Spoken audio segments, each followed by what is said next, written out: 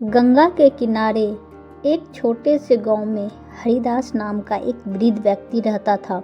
वह मिट्टी के बर्तन बनाने वाला एक कुम्हार जो कि साधारण सा था। उसकी जिंदगी संघर्षों से भरी हुई थी। बचपन गरीबी और कठिनाइयों से अभी तक उनका पीछा नहीं छोड़ रहा था।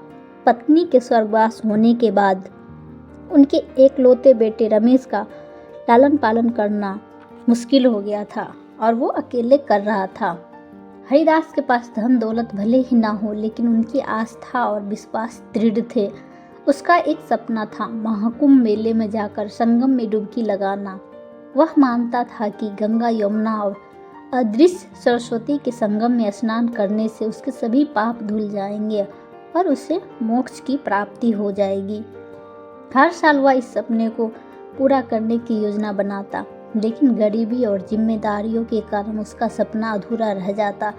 वह कमजोर काया और बिन पैसे वाला गरीब, और उम्र भी ढलती जा रही थी और उसकी राह जो है बहुत कठिन हो गया था। लेकिन हरिदास कभी हिम्मत नहीं हारी। उसने कुंभ की महिमा देखा और अपनी आस्था को हमेशा जीवित रखा। सपने की ओर पहला कदम बढ़ने वाला था कि अगले साल में वहाँ कुंभ की मेले की घोषणा हुई। यह सुनते हुए हरिदास का दिल खुशी से झूम उठा। उसने तय किया कि वह हर साल प्रयागराज जाएगा।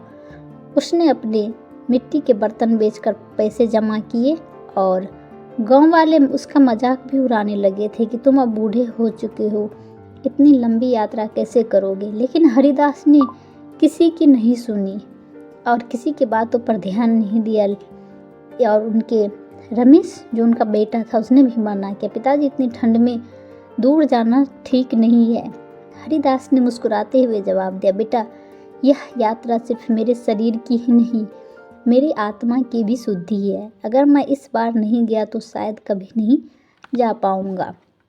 थोड़े से पैसे अपने झोले में लिए और कुछ जरूरी का सामान लेकर हरिदास ने यात्रा शुरू कर दी। रास्ता लंबा और कठिन था, लेकिन ठंड भी काफ़ी था। फिर भी कभी भूखे पेट रात गुजारनी पड़ी, लेकिन हरिदास की जो आस्था थी हर कठिनाइयों पर भारी पड़ गई। जब वह प्रयागराज पहुंचा तो वहां का नज़ारा अद्भुत था। चारों ओर श्रद्धालुओं की भीड़ भी, भजन कीर्तन और साधुओं का जमावड़ा देखकर उसकी आंखें में आंसू आ गए। वह सोचने लगा, इतने संघर्षों की तपस्या के बाद वह आज मेला देखने को मिला। संगम के पास पहुंचकर हरिदास ने गंगा जल में अपने पांव डुबे। ठंडे पानी में उसकी थकी हुई काया नई ऊर्जा भर दी। जब उसने डुबकी लगाई तो उसे महसूस हुआ कि जैसे उसके सारे दुख और कष्ट गंगा माँ ने अपने में समा लिए हो। वह हाथ जोड़कर प्रार्थना करने लगा, हे माँ गंगे, मेरे जीवन को सार्थक बनाने के लिए धन्यवाद। वहाँ मौजूद लोगों ने हरिदास की भक्ति देकर आशीर्वाद दिया और कहा, यह आपकी आस्था और मेहनत का परिणाम है जो कि आप यहाँ तक पहुँच चुके हो। महाकुंभ से लौटने के बाद हरिदास का जीवन बिल्कुल बदल चुका था।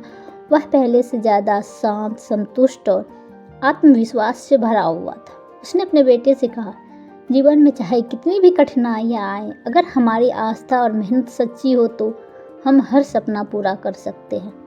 यह हरिदास उस शक्ति का प्रतीक है जो आस्था, दृढ़ विश्वास में छिपी होती है। महाकुंभ सिर्फ एक मेला नहीं, बल्कि आस्था और समर्पण, आत्मशुद्धि का महासंगम है।